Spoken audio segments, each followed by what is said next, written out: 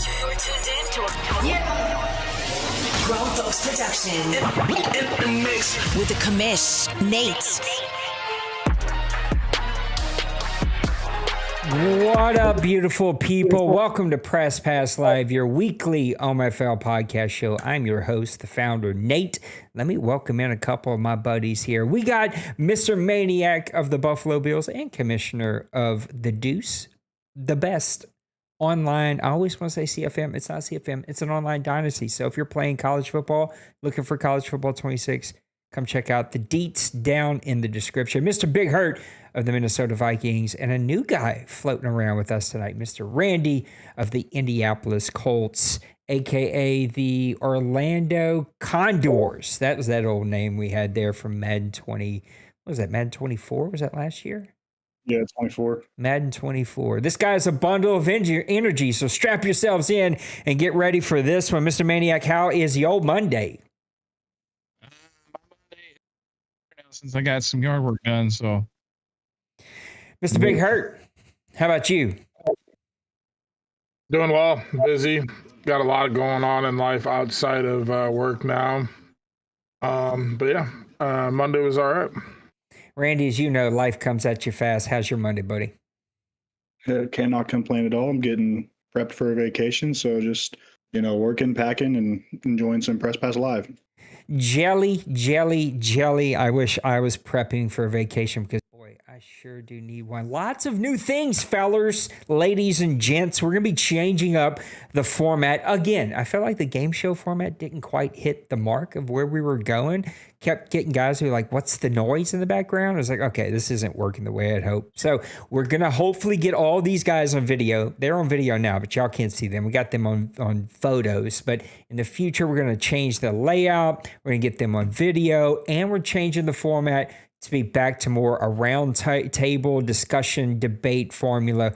We'll see how this one goes. But let's get over here to the 2-minute drill. We're going to be looking at weeks. What weeks are we looking at? 8, 9, and 10. We just advanced a little while ago. So let's get over here to week number 8. I'm going to look through these really quick, and then I'm going to call the guys about something that surprised them. We'll see how this one goes. Maniac beats Lost Sniper 31-7. That was a bit of a shock. Was that him straight up, or did you just spank him like that? Was that CPU? Because I know he's been in and out. No, that was him playing. That was the last game he played before nobody vacation. likes a bragger, Maniac. Mr. Massimo beats D-Money 21-16. Little Koch wins the Buddy Bowl 35-6. My Saints some way somehow beat Bird and his Panthers 31-24. Mr. Penguins with a 24-13 victory over Nipples, who is sort of taking a left turn. I'm sure we'll talk about those Baltimore Ravens a bit more. And the shocker of the week, Priest with a 32-31 win over Trey. Mr. Dwayne with a 31-0 win over Twinkie. Big Hurt, a big victory over Tim, 24-17. Denver falls to Houston. Mr. Roger with a great win, 35-32. Kobe with a 31-13 victory over Neisinger. I keep wanting to say Mr., and then I catch myself like, why am I saying Mr. all the time? What up, Meek Boy? We got Logan with a 41-17 victory over Jay Bowles. Luca with a 22-14 victory over Kevin.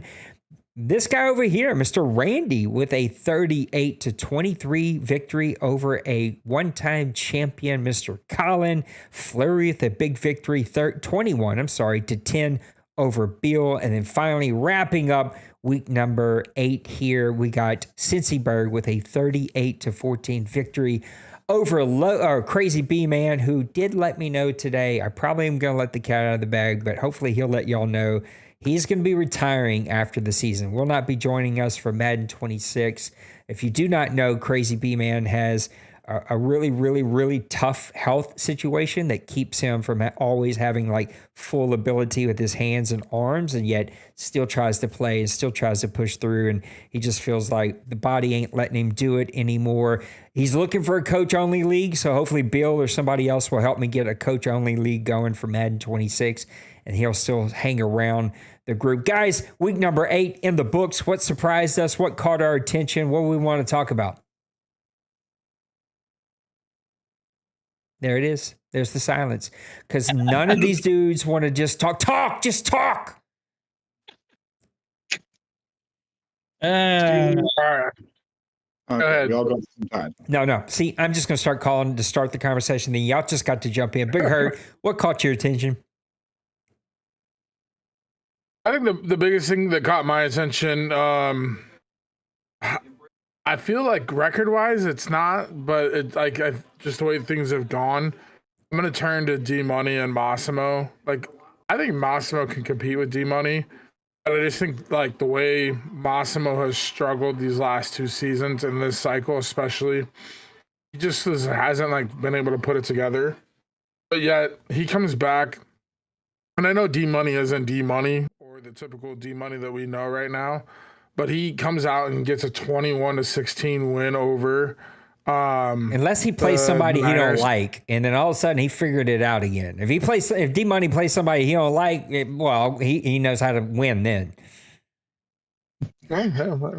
So I'm glad that when I played him, I don't know. I guess he liked me. I don't know, but I think this game was a game where like Massimo probably doesn't just have a whole lot to play for at 1-7, but or whatever record he had at the point, but he gets this win, giving him a win here in the midway through the season, and that just showing that he's still playing the game, I think is respectable for a guy that struggled these last 2 the last 2 seasons. And we know Massimo what he's capable of. He's done it where he's snuck in as a 7 seed and ran all the way to the OMFL Bowl before. So I know he's got it in him, but just hasn't been able to find his groove yet here this last couple seasons. Can I go? These guys are killing me. Yes, Maniac, you may go. Oh, thank you. Well, I could talk about Green Bay and Washington, but those 2 guys like to be talked about so much, and they would get all, grin, happy, and excited. We were going to talk, but no, we're not going to talk about them. So we're going to talk about. Can we just say there was some drama in this game for no real reason? Not real drama. That's not fair. I got to be fair to Trey. He didn't cause any drama, but there was a weird play that happened. Trey felt like he took advantage of something that he really didn't. He ended up punting the ball, cost him the game. And then when we all discussed as a board, I was like, I wouldn't have punted the ball. It's like, you didn't do anything. He didn't do anything. It's just his player did a weird play. But anyway, there was some issues in that game that ended up costing Trey that one. Yeah, I remember it. And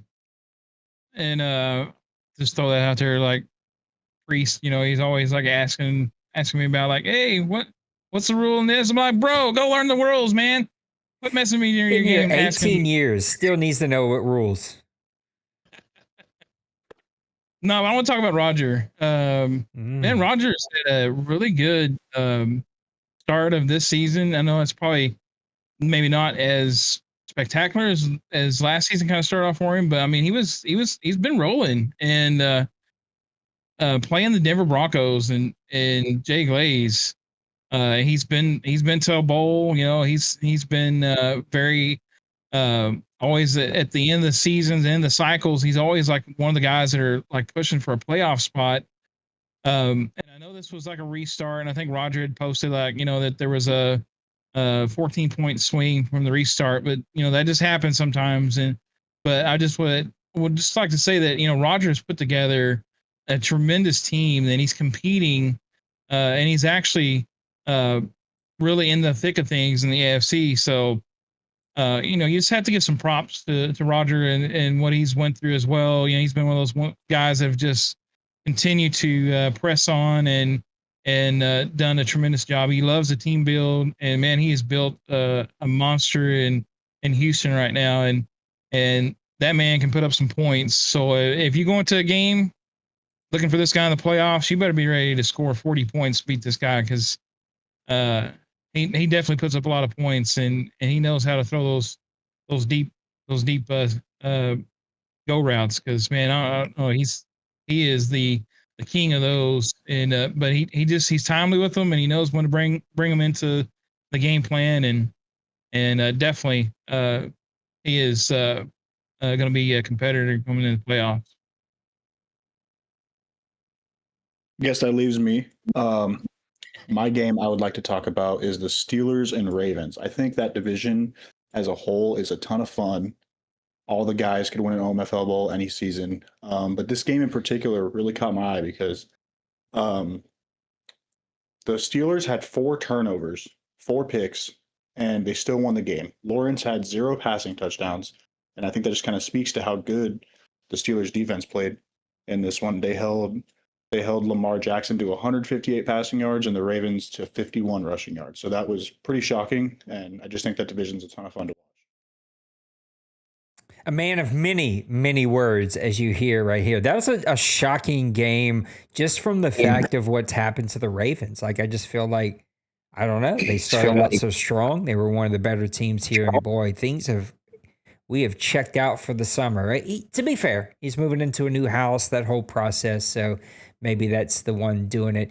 The brother gets a win against the champion and doesn't even get a sniff from one of you guys. Okay, I see how that works. So week number 9 here, looking at some of these games, we got the Jacksonville Jaguars falling to the Minnesota Vikings. Mr. Big Hurt, much closer game than anyone expected. My guy was so nice on. Like, I hit the practice field. I'm ready. And boy, was he ever ready. A 17-14 victory for Mr. Big Hurt. Colin bounces back with a 21-10 victory over Priest. I do not count this game right here. I am still very frustrated by this game right here. I ended up, after 3 or 4 attempts of trying to play Kevin, my guy just was not interested. I played the CPU. I wasn't going to waste an hour and a half playing the CPU. Sorry. I'd much rather do anything else. Basically, get a root canal than have to go play the CPU. So I did play the moments. It let me play the opening 2 drives where I got a touchdown on offense and a pick on defense. And then the last drive of the game that I came up short on 3rd down, I lost 10-7. Thank you, CPU, for all the play the moments that you let me do. It literally took me 12 minutes from the time I started the stream to the time I ended the stream. That's how many play the moments it gave me. I was so pissed off, but is what it is. We got the Cardinals bouncing back. Joker with a 28-10 victory over Luca. Trey bounces back with a 41-27 victory over Twinkie. Denbrew and Randy with a classic game, scoring a ton of points.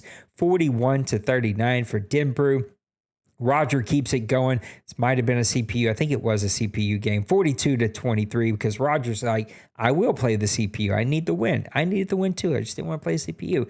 Logan bounces back with a 35-21 victory over the Ravens, who now have lost at least 3 in a row, 8, 9, and 10. We'll talk about it. Meek and D-Money. You see Meek here in the chat. This was a classic game. I watched this one. Meek just made enough plays there at the end. 34-31 victory for him. Kobe with a 35-32 victory over Jay Glaze. Penguins continues to stay hot. A 38-14 victory over Cincyberg. I'm not sure if this was really played or not. I always pause when I see these wacky scores that I wouldn't have guessed. But if it was, Cincyberg had to be a super joy to watch on that stream. Carolina bounces back with a 14-9 victory. Bird over Fleury. We got Dwayne keeping hot. 33-27 victory over Tim. And then finally wrapping up week number 9, 29-21 Maniac beats Massimo. Maniac, what caught your attention? Did you fix your lights or unplug something? Or, oh no, he said, no, don't do that. I got my mic unplugged. Randy, what caught your attention for week number 9? I think we should talk about this 10-7 Tampa Bay, New Orleans. Yeah, game. Let's do that. No, I'm just kidding. Dwayne and Tim caught my attention. Yeah. There was some chatter in the chat, and I thought it was pretty fun. And Tim came out, and he was angry. They actually had the exact same amount of yards in the kind game. of chatter. I don't know what kind of chatter hurt. I missed this chatter, but I know Tim enough to know, boy, he gets fired up real quick. Like, yeah, but they both had 402 yards of offense. A lot more yards than I expected Tim to get on Dwayne's defense. What lost the game ultimately was Tim had one more turnover than Wayne did. When you look at the stats, McCarthy like he kind of does this dual quarterback system at times. And I played him. He kind of put Fargus in, then he'd have McCarthy in. So it's kind of interesting to watch. But Fargus had 310 yards and 2 picks, and that kind of lost him the game. But it was a big momentum game for him, I think. And I think it kind of proved itself when we'll talk about week 10, though, and when he beat Colin.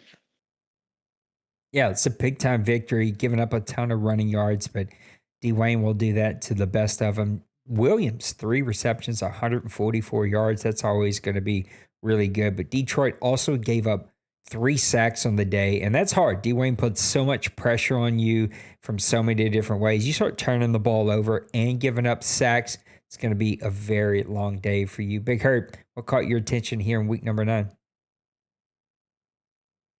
Well, one thing I will mention is I will talk about my game, but I'm not going to talk about my game as the game of the week or what caught my attention. But I do want to give props out to Nysonger.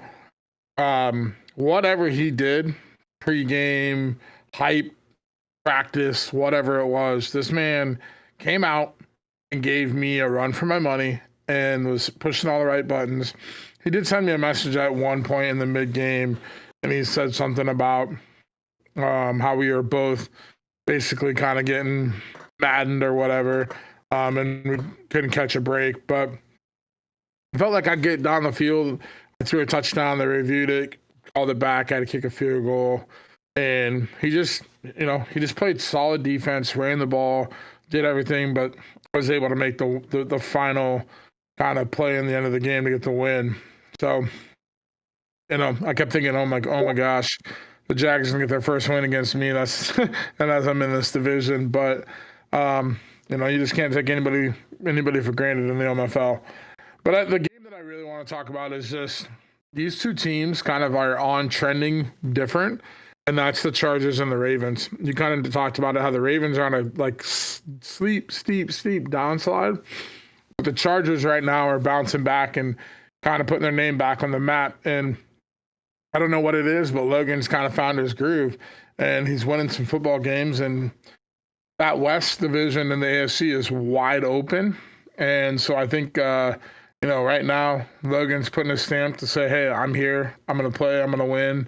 And winning against teams like this is definitely going to catch some eyes and build some confidence. And I think that's what he needs right now. But he played a solid game with Justin Herbert and also ran the ball efficiently enough. Got 2 touchdowns, but didn't have any crazy numbers there. But he spread the ball around pretty well with all these receivers and AJ Brown, DK Metcalf, and the other 6'5" younger receiver that he has, Gardner or whatever his name is. But I just think if this guy catches some momentum and catches some confidence, the Chargers are a team that a lot of people might overlook and will not want to see in the playoffs. That's just kind of my take. And I think that's what's caught my eye is the Chargers are gaining some of that confidence that I just was talking about. Yeah, man, the Chargers are dangerous, bro. I'm assuming life has sort of gotten in the way more often than not this cycle. But when he's plugged in, engaged, and motivated, bro, he can beat anybody in this league. Maniac, you back with us? I think so. You're good, brother. Okay. Yeah, everything crashed. My sound card went bazooka, so I had to get it and everything. But no, the game I wanted to look at and talk about, I guess, was the Randy's game. Him and Denbrew. Denbrew. He can struggle, but he's like that. He's like that cobra that he may be hurt or whatever, but he's so dangerous and man, he can strike at any moment, and he has definitely changed up his game this Madden. We've seen Denver being the guy that just will run the ball down your throat all game. He's brought in imports and running backs and stuff, but man, this quarterback that he has, Nowak or whatever, the dude has been phenomenal. I mean, he was in the bowl game with him this last season, but he does so much with him, and when he's hot with that quarterback, he is hard to stop. And but that was just a tough game, definitely for Randy there. But he did have really good stats in his game too, as well, with Richardson. 2 touchdowns, no interceptions, 20 and 30. I mean, you really can't ask for much more from your quarterback in that situation. But Denver is just one of those guys you can't ever count him out. If he's 1-16, you better bring your A game because you're going to lose.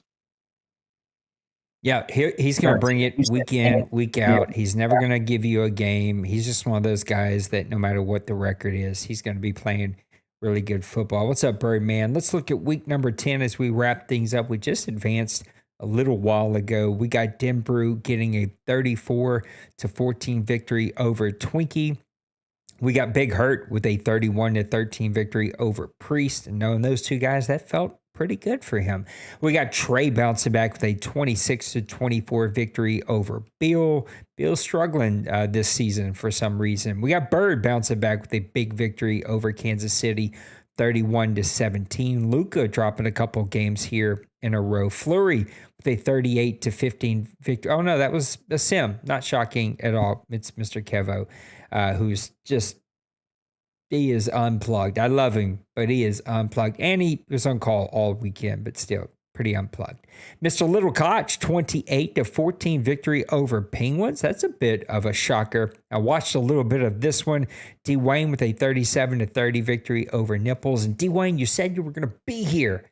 Thought you were going to be here for Press Pass Live, man. Hurt my feelings. Logan with a 41-7 victory over Mile High. Meek with a 30-0 victory over Crazy B-Man. This one was so bad. Crazy B-Man said, I'm retiring after. Roger with a 31-28 victory. This was not played. This was a sim. I remember Roger posting about this. You got to respond, fellas. We got Randy with a 48-27 victory over Jay Bowles. I got to watch a little bit of that one. Tim bounces back, as we've already foreshadowed. 35-28 victory over Colin.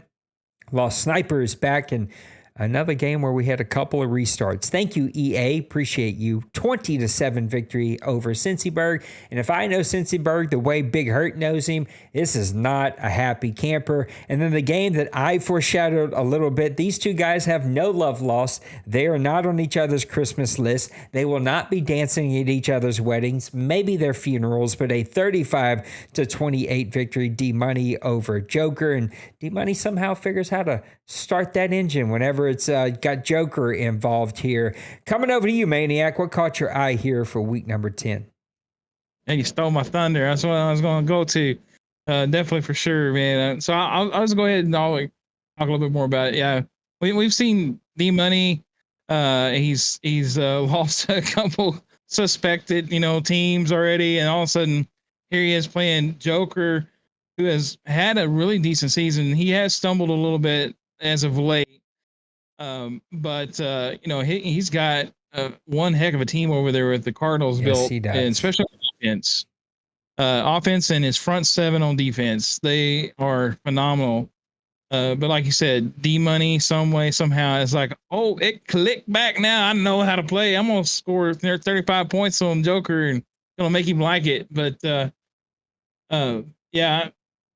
that Scully or whatever his name is, the quarterback for him, whenever he definitely wants to put up points, this guy is his focal point of the offense. He's just flinging the ball around, and usually he's passing it to Mr. Lambert, and then also, you got the other young wide receiver out of the last draft, this big old fast guy that he's got speed beyond speed, so he's feeding him too, and but he's got that combination, and really looking at that and stuff, I'm there's no way that he's not in the situation he's in right now. But boy, he turned it on, and I was watching a little bit of this game today, and he was on defense too. He was just harassing Henry. What you see, he had 1 touchdown, 4 interceptions.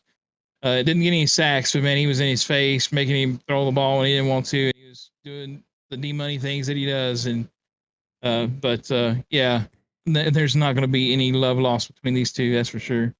Joker had more offensive yards gained, more rushing yards, more passing yards, more first downs, and more time of possession, but he lost in 2 critical areas: turnovers and third down conversions. It's going to get you every single time. Randy, what caught your eye here? I'm going to talk about the AFC North again. I think for me, these two teams have both kind of quietly snuck under the radar. Going into this matchup, both teams are 6-2, and Lil Koch, who I think has struggled this cycle up to his standards, is now sitting at 7-2 after a 28-14 victory. Moved the ball really well, 404 yards offense, 2 passing touchdowns, 2 rushing touchdowns, good third down efficiency, 4 of 6, and really shut down the Steelers, who, like I said, were 6-2. So that's a pretty fun division. I know Nips has kind of fallen. Denver hasn't had the season that he's wanted to, but I think this division is going to be fun. And I like how it's always someone different. It seems like every season who comes out on top. 404 total offensive yards for Little Koch. That's probably going to keep Penguins up at night, who is known for building suffocating defenses and not giving up those kinds of yards. So to give up that many, Little Koch is an offensive guy. We've seen him put up tons of points and tons of yards before, just hasn't done it this season. So Penguins is going to come back with something in his mind in the next one that he has. Big Hurt, what about you, week number 10? Well, Randy, you took my game, so I'm going to go to my 1B, and my 1B is my 2 division rivals. I guess I'll go ahead and say one is a rival, one's just kind of a thorn, in the bush that you walk by, and sometimes it catches you and sometimes it doesn't. But the Bears and the Lions, and I think the Bears have been such a staple and such a dominant team here in the last couple of seasons. Colin's playing such at a high level. I look at this game and I'm like, how did Colin lose this game? He had almost double the yards of offense, double the rushing yards, had over 100 yards more passing, double the first downs. It comes down to turnovers. And the Lions had 2 and the Bears had 5. And that's the name of the game. We've talked about it, especially in playoff time. And Tim gets away with collecting 5 turnovers against a Bears team that typically doesn't turn the ball over a whole lot. But it's 3 picks, and then also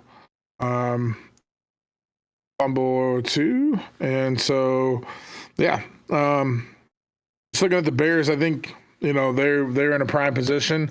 I will say a thank you to Tim, because that kind of opens the door and puts me back in the running with a tie of the Bears at 7-3. Even though I lost the Bears in a 1-score game both games, we're now tied at the division. So if he has another slip up and I can continue to have success, I thank you for the Lions, because at 3-5 or whatever he is, he's not catching the Bears or I for the rest of the season. But I like to give it to old Tim when I can. Pause. Tim's take seems to. Whoa! That big guy. No. Can't be giving it to Tim like that. He's a married man twice. Wow. Yeah, Lee hurt. You're gonna make his kids cry. 400. Listen to this. Double yards, almost, not quite, but almost double yards, double rushing yards, 100 more passing yards, double first downs, way more third down conversions, had the ball 6+ more minutes. Chicago did everything right. It sounds like I'm not the only one giving it to Tim. But had 5 turnovers. It's just pretty simple. You got to be good on third down. He cannot turn the ball over, and neither one of those guys was able to do that. A big loss there for Mr. Colin, who the Bears have been a bit of a weird team to sort of put your finger on. Now, whenever I came up with the next section that we're going to talk about, it was before we advanced here, and so maybe there's technically a little argument that can be made here, but you guys can debate me. But my next segment is a take on the commissioner's top 5 everybody pretty much agrees with the top 5. Sometimes there's some debate about 4 and 5, and every now and then there's a debate about who's 2 and 3, but 99.9% of the time, whoever's on my top 5 is on these guys' top 5, is on your top 5, and I'm even thinking about starting a commish power ranking chat where every week, every advance, I post who my power rankings are. But this is my twist on that, and it is the next 5. Who is my 5 through 10? I'm sorry, who's my 6 through 10? And those are usually a little bit more debatable. I didn't have time to do pretty graphics and all that stuff. I promise I'm going to get there one of these days. So let me start at 10, work my way up to 6, and then you guys can debate me. Coming in at number 10, I patted myself on the back because these guys won't do it. They didn't even talk about me beating Bird for once in the entire cycle. I'm coming in at number 10, playing hot. That wasn't until Kevin stole one from me, made me play the CPU, followed by a bye week. I literally have not touched this game in a week. I'm going to suck the rest of the season, not to mention that Hal's out for another 4 or 5 weeks. Number 9, though, well, it's my buddy, Mr. Big Hurt. I got the Vikings coming in at number 9 now. He's picked up some nice victories since this one has come out. And so again, maybe there's a little debate there, especially with my number 8 selection, and that is Mr. Penguins and the Steelers. We just talked about him. A weird game from him. A couple of weird games these last 3 weeks where you see him be really dominant and then he gives up a lot of points and yards to Little Koch and kind of a little bit all over the place. And so maybe there would be a slight change if I would have known we had this many games decided by the time I wrote this agenda on Sunday night. But I got Penguins coming in at number 8. Number 7 is one of all of our favorite human beings in this league. It's Mr. Roger and the Houston Texans. I love what he's doing. We've seen him do this before. Now I want to see him keep that momentum into the playoffs. Let's see him finish this week strong, finish this season strong, get himself into playoff contention, and then go make some noise in the playoffs. So 10 is the Saints, 9 are the Vikings, 8 are the Steelers, 7 are the Texans, and then coming in at number 6, right there in the top 5, I went with Denbrew and the Cincinnati Bengals. Oh, no. It's a Little Koch in the Bengals. Oh, no. No, they switch. Oh, God, somebody help me out. It's Denver, right? Koch. It's a Little Koch in the Bengals. Yes. Yeah. Denver's like a bunch of wins. Okay, yes. Okay, I had that right. I always freak out. You guys flipping and flopping every single cycle really messes with this old 45-year-old brain. I got Little Koch and the Bengals coming in at number 6. Big win against Penguins last week. We've seen him start to get some momentum. He's got that offense figured out. I get him at number 6. Again, if I'd have waited for this week to play off, I may flip-flop a couple of these. I may move some of these down, some of these up, but those are my next 5. Debate, tell me why I'm wrong. Who should have been in this list? Well, I'm glad you put yourself at number 10. Thank you, Maniac. I did it just for you, buddy. I appreciate it because I put you there too. In fact, my debate on that was I always try to write these things down whenever you post what would be my take on it and stuff.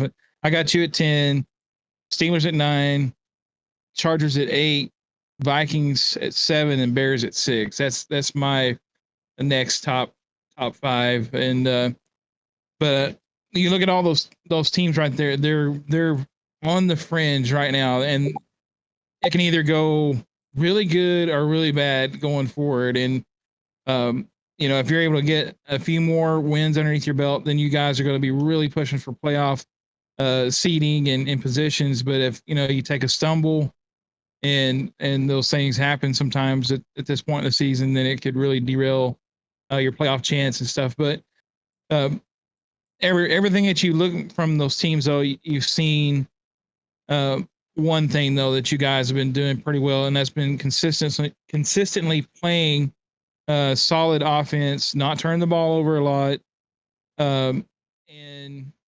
But I think that's kind of across the board there. I know there's exceptions, like we saw the Bears. He had like 4 picks, 5 picks or whatever in the game and stuff. But on the average base, so when you see guys in the top 10, normally they're taking care of the ball, doing what they need to do to win the game. It may be ugly, may not be pretty, but to get the job done. And I think these are guys and teams that are really going to be pushing for playoff spots. For me, I think he had a good list, both you guys. I know you said you made it Sunday night, so there's a little bit of difference, but I would say Saints and Vikings are in the right spot. I would bump the Steelers down just based on the results, put the Chargers at 8, Bears at 7, and the Texans at 5. Rodgers, a guy we all know. He's a great guy, great player, and I think he's really starting to put it together. And I couldn't be happier for him. So I think he could crack that top 5 pretty quick. We play actually tomorrow night, so that'll be a big battle in the AFC South. I think the Bears are still very talented. They had some injuries, but they've kind of slipped, losing to the Colts and the Lions 2 of the last 3 weeks. So those would be the changes that I would make.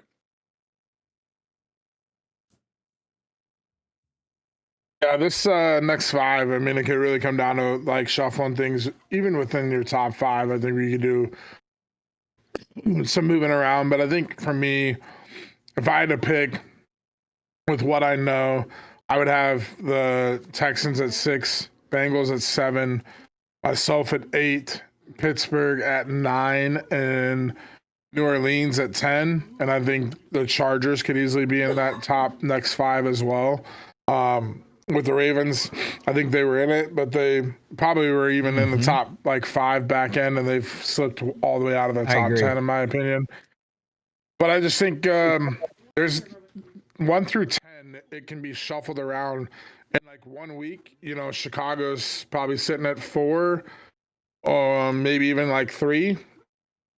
But just because of the success he's had this cycle, not only this season, but then, you know, a loss to Tim where you just didn't, you know, make them, you dominated the game, but you made enough mistakes to kind of leave the door open.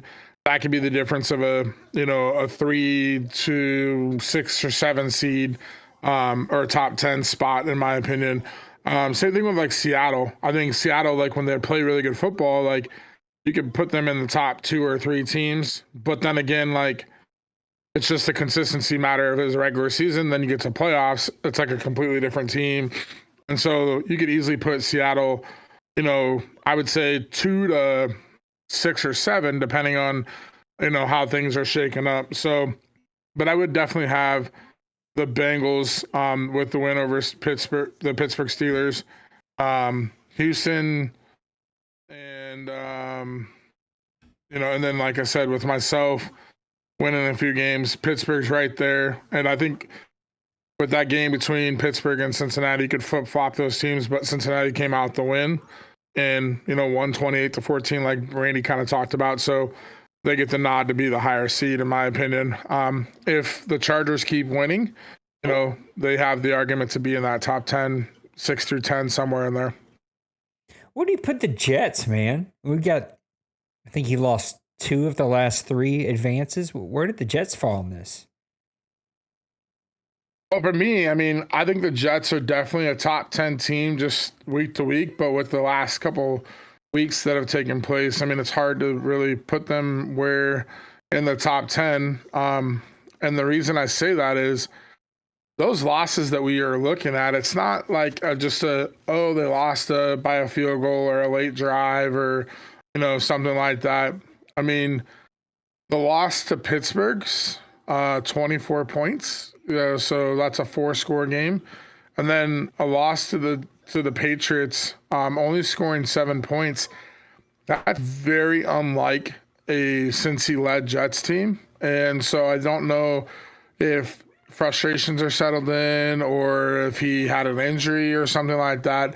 But even in Week 7, when he lost the Patriots, it was a 31-28 game. You know, that's the type of game where I look at it and I'm like, okay, you know, you lost by a field goal, you scored 28 points, you maybe threw a pick or, you know, try to push the ball down the field or something like that, or you had a bad fumble or just, you know, maybe a bad series of play calls or something like that. That happens in the game of football, but only scoring 7 points with that offense and just the typical fashion that since he plays, you know, kudos to Lost Sniper.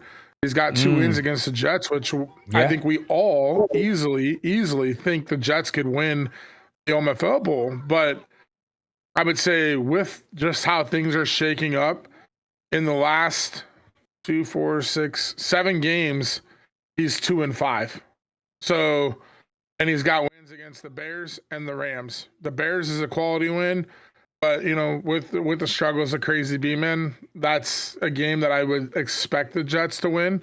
But then you have losses against Joker, Seattle, Arizona, Seattle, New England twice, and Pittsburgh. All playoff teams, all teams that are capable and quality teams.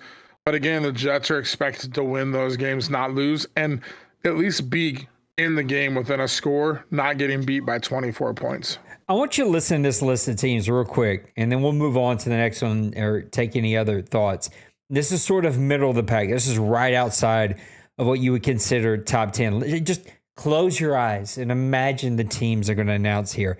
Bills, Cardinals, Commanders, Jets, Browns, Lions, Falcons, Titans, 49ers, Patriots. That's like your 12 to 22 teams. Like, that is nuts. Most of these guys have won championships here, multiple division champions here, some conference champions in this list. All of these guys, you could have argued, would have won their division or been pushing for an OMFL bowl. That is a crazy list of teams clumped right there in the middle of this league. That is. And I kind of want to throw out another stat too, from my division, which I was sitting here looking and I was like, this is like a crazy stat. Every one of the teams in the AFC East have a losing record at home or tied. The Jets are 3-3 at home. Bills are 2-4 at home. Patriots are 2-3 at home, and then the Dolphins are 1-4 at home. We're having some struggles on home turf. I actually lost the first 3 games of the season at home. I had 4 straight games, I think, to open up the season at home. Oddly enough, thanks Madden, but it didn't turn out that way. So we're kind of struggling at home, and we're also not playing very good defense. I mean, we're kind of barely scoring enough to score more than our defense, or maybe not even scoring enough past our defensive points given up a game. So I just thought that was kind of a crazy stat, since we were talking about Cincy and the top 12 through 24 that you were kind of saying there. And but yeah, guys, we're not taking care of business at home in the AFC East, so that's kind of part of our struggles. Don't win that division, I guess. You better be a wild card. Yeah, listen, maybe this is a case of guys beating up on each other early in a season. I mean, we're a little past halfway mark now, but maybe these are just a lot of division teams that beat up on each other, and we'll see how this plays out in the long run. But that row of teams, I would have, in a million years, I wouldn't have been able to come up with that list of teams in the middle of the OMFL during the middle of the season. I mean, there's not a guy on that list that you wouldn't have said before the season starts that didn't have some type of percentage to win the whole thing. Maybe not your favorites to win the whole thing this season, but every single guy on that list would have had some kind of percentage to would have win the whole thing. All right, we've only got one mailbag question today. I'm a little shocked. You guys are in the full summer season. Again, hopefully the revamp of the show will help plug in a couple of extra folks here. But it says, Cincyberg, what route on offense would you eliminate from Madden because it frustrates you when playing defense against it? I thought about this one long and hard, and I've got 3 answers that come to mind, and I would be shocked if 2 of them are not mentioned by you guys. There's one that I think maybe you want, but I'm actually going to go with the one I think y'all won't mention. The other 2, I would be shocked if you guys don't mention it. I'm going with the post out on third down. Or some down and distance where you need a big play, but normally on third down to the far side of the field. So if you're on left hash mark, guys are running the post out to the right side of the field. If you're on the right, they're running it to the left. You can count on it. You know it's coming. As a safety player, I dig it when you throw that route because I'm going to go make a play. But for the handful of guys who do not play safety, D-line, linebacker, usually middle linebacker, that route absolutely drives me insane because sometimes you still just can't get there. If they got the timing right, they got a fast receiver, a good route runner. If they get that timing down, it's just game over, and it feels like a route that you can't stop. The other two, though, that I would say, I think you guys will say it. What's the route that you would remove from the game immediately? I'm gonna start with one, and because I'm gonna leave the other two. I'm pretty sure I know what they are. I'm gonna start with one that I think is a little bit this season. Not this season. This cycle. I've seen more of it than I've ever seen before, and it's kind of hard to guard. I don't think I would eliminate it entirely, but I'm just trying to think outside the box. I'd say the curl route or the comeback route. If you get the time, that's a route that is really, really hard to stop unless you're using it. That's just one that jumps out of my mind. That's not the two big ones. Madden 10, Madden 11, Madden 12. There was a couple of those Maddens there where that was the route. Like if you needed to, I feel like the first route I remember running Madden leagues that was a pain was the go route, which probably will get mentioned here today. It was definitely on my list. The second was the slant. Then it was the comeback. And then it was another favorite, the drag. And then, there's a couple other routes in there, but that is definitely one that in the past has been like, okay, you need to mix it up. This is crazy. Why are you running 50 of those? I would say for me, the route that I would most want to eliminate, I like the route in football. I just think it's way too high efficient in a game, even when you know it's coming. And it could be out of a play action or just a straight route. And that's the deep cross, because you can throw that ball early before he crosses the field, and you can hit it as like a quick pass. And if the safety's playing deep and the backers are like in a zone and they're more in the middle, before he crosses that zone, you can hit it as a quick pass. Or kind of like the slant, but you can let it develop and let him cross the backer, cross the safety, cross that hash mark, and hit him on the deep cross across the field. And I just think that pass is like, for me, it's just so like for one, like I get frustrated because I'm like, where's my pass rush? Like how do you have enough time to for that route to develop? Like we're not talking like a 5-yard slant.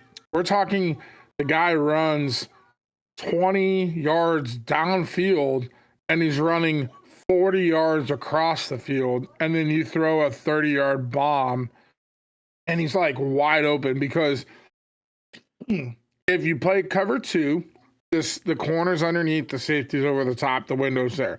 If you play man, he outruns the man coverage unless you got like a guy like Maniac's corner that I threw it several times and that dude just runs the route better than my receiver, even with a guy like Justin Jefferson. But you play cover 3, the corner bails on outside the hash and he runs underneath because you have a route on the opposite side, usually going vertical, pushing that corner out of the way anyways. Cover 4, same thing. So that route literally is like so frustrating because I can sit there without the non-switch, without like really playing out of my zone assignment.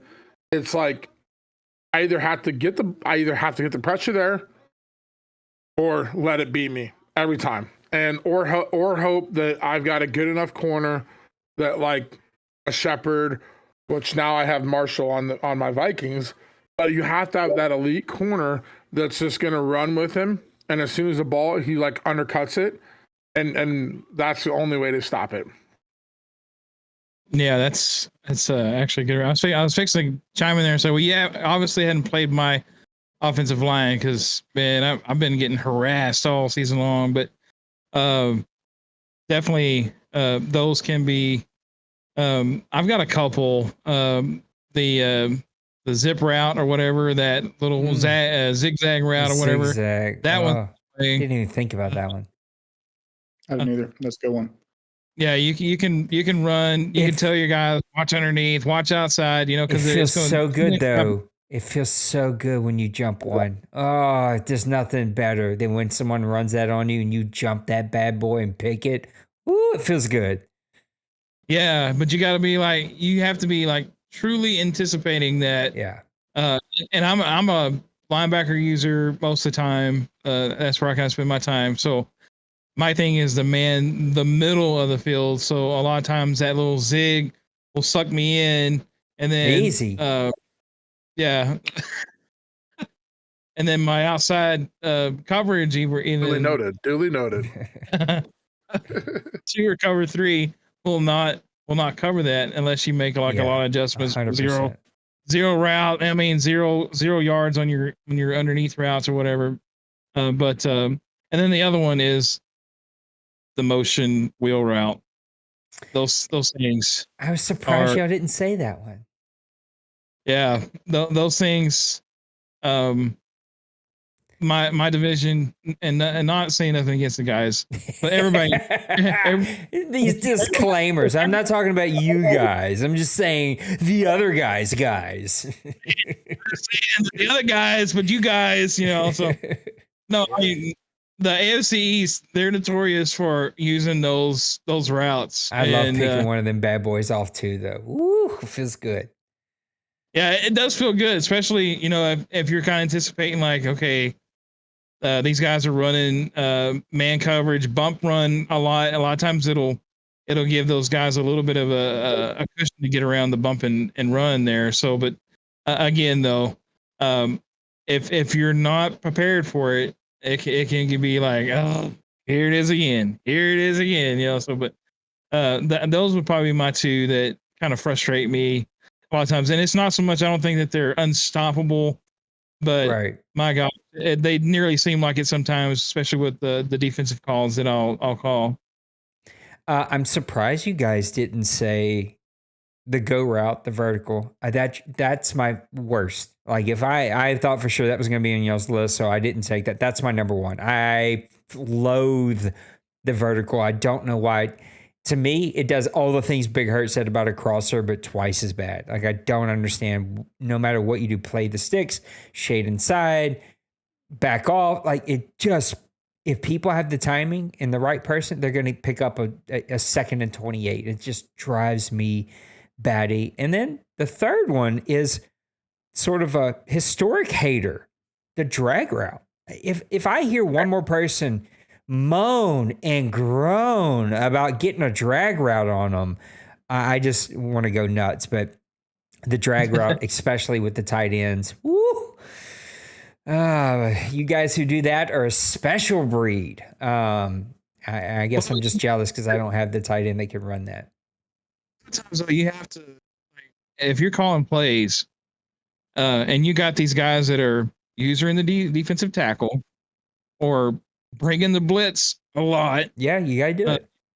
Yeah, I mean, what do you expect me to run? I'm not gonna be running no streaks down the field all the time. Right. Yeah, I'm running some drags and slants. I'm taking those quick passes as fast as I can get them off. So I'm surprised that one didn't get more hate from the group. Okay, last one as we wrap things up. We're right at an hour. Look at y'all being really efficient with the time. We're going to do a little round table debate here. EA Sports, they say if it's in the game, it's in the game. So the question for you fellas, especially with the Madden 25 wrapping up, and by now we know all the gimmicks that work, and usually that's what you see in the last season. And Madden 26 talk and the pre-worry of gimmicks being in the way. If it's in the game, it's in the game. But where does the line get crossed from good football strategy into Copeland's Cheesecake Factory?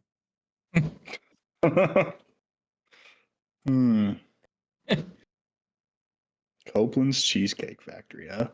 I failed to read that all the way, and it just kind of chuckled me right now when you read that. So it's kind of funny. Personally, I think, again, I've talked about this before. I think where the line is what EA has done and who they brought in to actually help, I guess, put focus on the game. A lot of these guys that are influencers now. I am excited to the fact that the actual quarterback that they brought in this season, that that you posted the video. I can't think of his name, Burkhart or something like that. And and he seems to be really kind of more along the lines of actually learning football. But these guys that come in, Sometimes I've watched him draw up some cheesy Copeland's double cheesecake like crazy. I'm like, oh God, if people are watching him, I'm going to have all kinds of issues. but that's one thing about here. We can't draw up our plays. We have to, run the play as is. So, but yeah, he will draw up some kind of cheesy looking plays. But, and he did say that I got to interrupt you to say, if it takes you a 15-minute video to show the setup of a play that's a one-play touchdown, you're probably breaking the game. Like, you're probably doing something that the game can't handle. You should probably go, let me think about this a little bit. But I guess because you're an ex-NFL quarterback, and I am not, you get to do that. But that kind of stuff drives me absolutely. Hey, if you take your third cornerback and move him slightly to the left and then bump your defensive lineman and then up, down, left, right with a box, it just, oh my God. I'm like, stop, just play the game, man. Yeah, they always, I've come across one since I've been posting shorts. They always have this one where they bring the safety down into the box where the little green bar comes underneath him. And what it basically is telling the game that he's a rusher. And so it causes the offensive line to go, we got another guy blitzing, and you don't blitz, you back out, and then it throws everything off, and you get just on. That's going to show up in OMFL Bowl 15. I just feel it in my nuggets. Yeah. And so, but that's the kind of stuff that they bring the guys that they've brought into the studio to help form the games and stuff. And so, what us as, true football fans that want to play it just straight up and, play the play the way it is and go at it. And it should either defend properly if you call the right play, or you should get a big play if you call the right play against the right defense. But no, it don't do that. And a lot of times, and because I think the influencers that they brought in, and so that I think has blurred the line between the cheese and the strategy because of who they've had to influence the game. It's not really a lot of strategy no more. It's what can you do to manipulate the game, and unfortunately, that's not the way we play, and that's not what we want from the game. So, to me, that kind of, I guess, answers that question best. I think for me, I sit here and each week I go over kind of our plays that I have with my team that I coach football in, and we're trying to make our routes crisper. We're trying to make the timing of the receivers, who's going over the top, who's coming underneath, if we're crossing kind of like as a rub route concept or anything like that. And obviously trying to figure out like which receiver maybe has a better release. So if we are getting pressed, who can get off their route quicker is probably going to be the guy that's downfield. So he's going to be the guy that goes over the top. There's a lot that goes into that. And Madden, when we sit here and talk about this, none of that is accounted for. What's accounted for is we want to cater to all ages. I want to hand the controller to a 10-year-old child. 100%. I want them to have fun and be like, I'm throwing the ball to Justin Jefferson. I hit this button and he celebrates. Yeah, I scored a touchdown with my favorite player. Preach, blah, blah, blah, Pastor blah, blah. Big Hurt. So I think for when it comes down to it, yes, we could take the NFL quarterback and we could say, you could do this, this, and this. And I think in my eyes, you could take Kirk Benkart or whatever his name is, that's an ex-NFL quarterback. You could take anybody that's played college football, professional football, semi-pro football, and you could sit them down and say, draw up a play. And you could draw up some backyard bullshit and be crazy. But at the same time, like, that's where Madden faults, is because there's only so much coding that can go into the game. Yep. There's only so much, like, this is a route. A slant doesn't, like, slant goes 3 to 5 yards and then breaks in. A 10-yard in or a 10-yard dig is this. A 10-yard out is this. A comeback route is this. A go route's this. A post route, blah, blah, blah, blah, blah. That's the route tree. I think personally, and this sounds crazy, it'll never happen. But for me, I truly think Madden would be so much more, college football would be so much more dynamic if you had to call or run the play that was designed the way the play art's built. If you cannot modify that play at all, now the only thing you can do is modify it by playing, like changing the route or the depth of the route to the sticks. That's it. Because on defense, you can also tell your defender to play to the sticks, so you can counter that. But I can't tell my corner to play a cover 2, cover 3, cover 4, zone, hybrid, blah, blah, blah, blah. You know what I mean? Like, unless I'm using it. And so what I'm saying is, if you come out and run whatever, or, play, you should not be able to hot route and change anybody's route. But what you can do is audible to any other pre-designed like play. The reason that is because if you can audible to a different play, that play is built into the game. Right. The coding's there, everything's there. Yes, football, we get out on the field and I see something, I'm like, oh, tell that guy to run a go because he's pressing, there's no safety over the top. But again, if you do the right things and you build your playbook the right way, I could audible and have that guy on a streak. And if you don't have it, you didn't prep yourself well enough. So I think there's things that you could still do to have a deep route concept, a mid route concept, a short route concept, and then a run concept. Or, if you don't want to even have a run concept, have 2 deep concepts, a mid and a short, or however you like to play within the 4 audibles. Or maybe even give them a second page of audibles or something like that, where you could have, and I know Nate's head's spinning like, okay, now we have 8 plays to call. But the thing is what I'm trying to get at is, if you have play limitations to where you can only run the play so many times, and then that play is blocked out for so many plays, and then after you run it so many times in a game, you can't run it at all. That play then gets grayed out as it's not an audible anymore.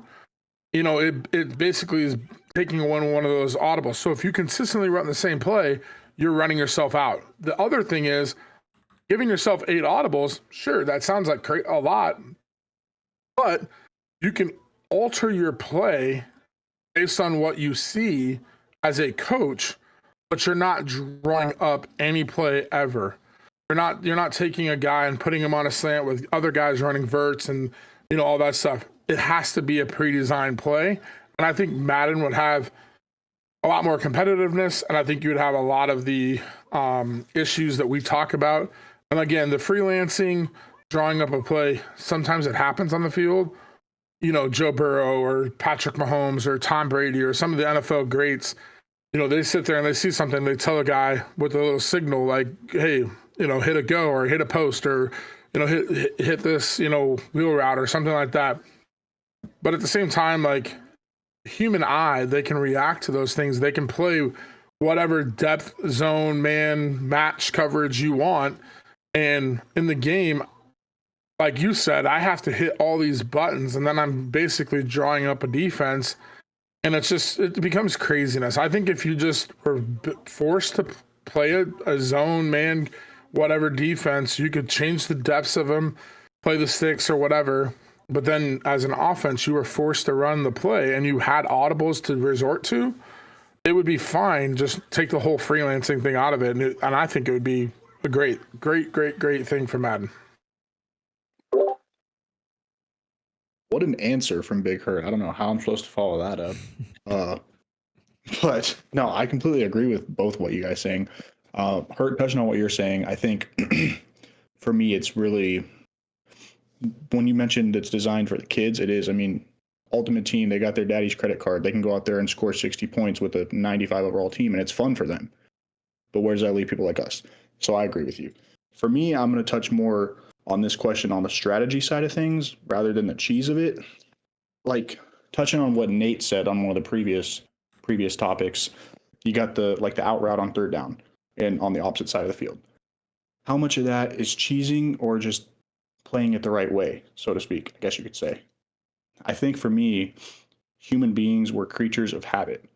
And where do those tendencies come in? If you're running the same thing, guys are running the same exact concepts all the time in the same situations, that's where it becomes cheesy, I think.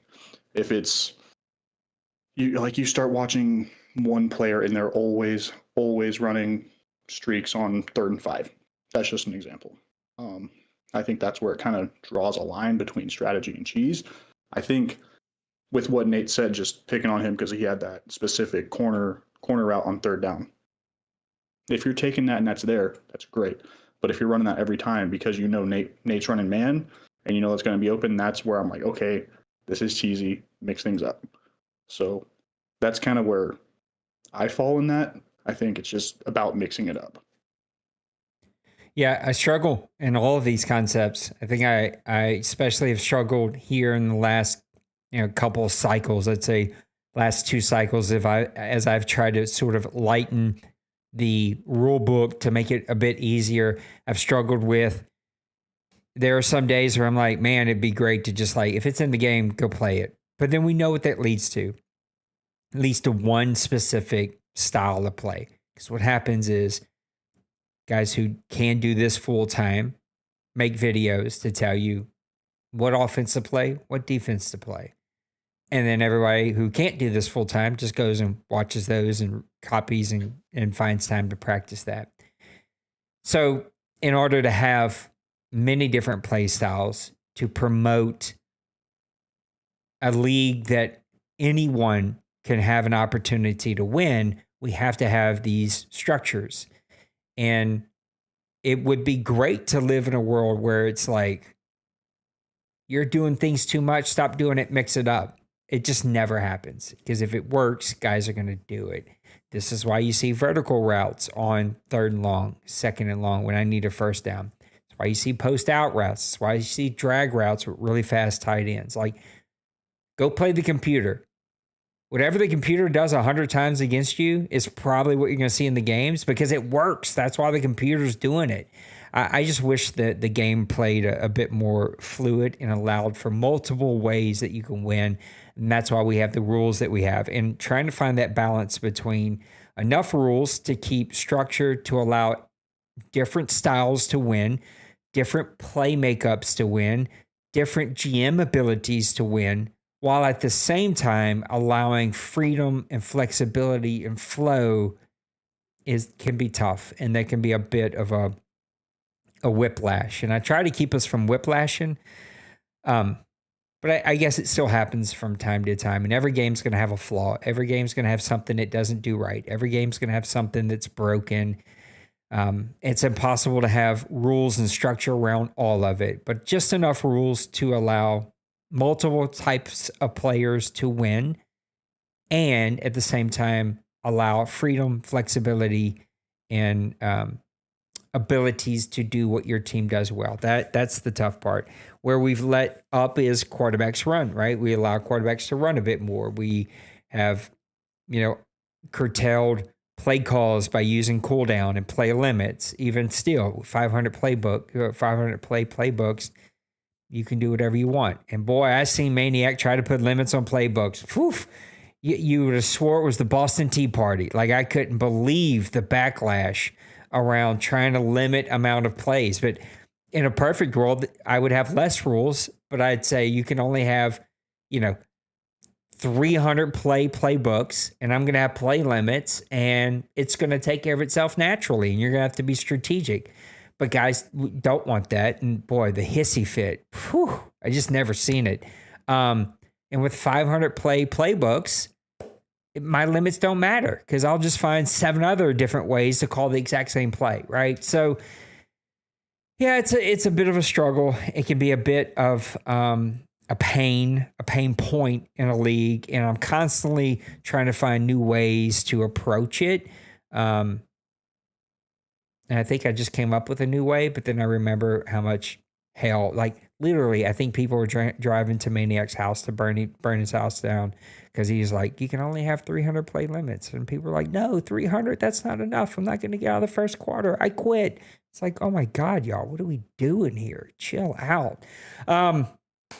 All right, let's do our drop the mic. Let's wrap it up. Great conversations, great debates. Hopefully we can get a little bit more energy, get a little bit more conversation. It's going to be a lot of fun. Can't wait to have Trey back. Hopefully Dwayne will come back. I miss him. I'm going to keep messing with some things. Our drop the mic tonight's going to go to Mr. Randy only because he's new.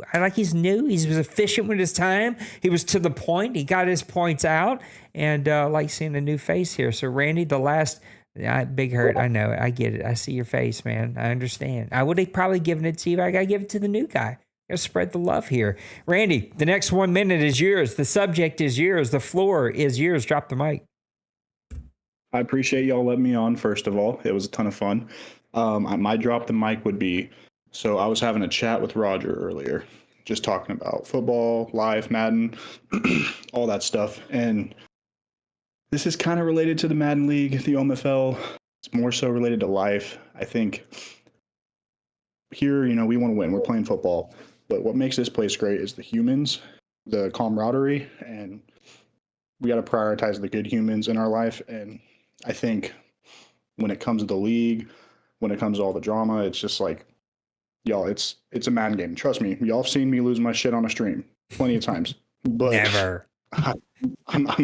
I'm growing up kind of.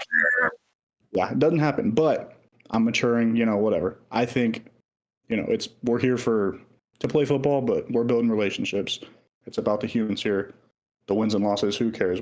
I think that's just kind of what I wanted to say. I love it. Wins I and agree. losses, who cares? Comes from the 8-1 guy. Yeah, the always 8-1 guy. I chuckle because I know what he's talking about, and I also was like, man, I feel like this whole cycle has been fairly calm. Like I've seen real drama. Again, I've been doing this for. It's so hard to believe we're 25 years old, but for 25 years, and I was the young 24-year-old whippersnapper, just piss and vinegar and thought I had it figured out. And I've seen real drama. It's been pretty calm, but I love you guys, and I love the sacrifice. All these dudes are at home. All these dudes have wives. All these dudes, well, Randy's got one on his way, but all these dudes have kids. Even one guy has a goat. So like these guys got a lot going on in their world, and yet they find time to come be on video and help me do Press Pass Live, so you don't have to listen to me each and every week. Hopefully we'll keep making this better and better. Guys, thank you for a great week. Let's finish this season strong. Tons of news. Maniac and I spent Friday afternoon together. We talked Madden 26, we talked college football 26, and we talked about Maximum Football, which we'll be releasing in the next, I think, 10 days or so. What is the date today? Today's the 9th. So tomorrow will be 7 days away from Maximum Football releasing on PlayStation for free. Some new shooters have dropped, so go check those out if you're looking for something. Maniac and these guys have the NHL League rolling. The Golf League is rolling. If you are bored, then you are doing this wrong. There's tons of stuff for you to get involved in. Make sure that you check it out. If you're not part of the grown folks community, check it out. Why not? If you're an adult, come check us out. Come hang out. Make some friends. You're going to meet some really cool people. Guys, I love you. You matter. Take care of yourselves. Take care of those around you. And we will see you on the next one. Peace. Deuces.